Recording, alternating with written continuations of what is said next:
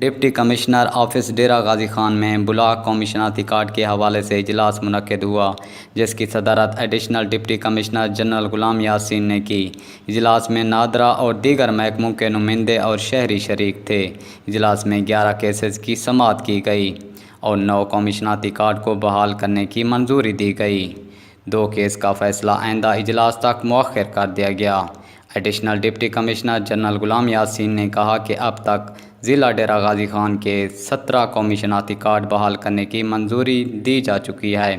National data base and registration authority کے نمائندوں نے بتایا کہ ضلع کے 764 قومی شناختی کارڈ بلاک کیے گئے تھے اور 34 کے قریب شہریوں نے اپنے قومی شناختی کارڈ بحال کرانے کے لیے ضلعی سطح پر حکومت کی قائم کردہ کمیٹی DLC سے رجوع کیا ہے۔ ضروری تصدیق کے بعد کمیٹی قومی شناختی کارڈ بحال کرنے کا فیصلہ کرتی ہے۔ کیمرہ مین ٹیم کے ساتھ شاہد حسین، آوا نیوز، ڈیرہ غازی خان۔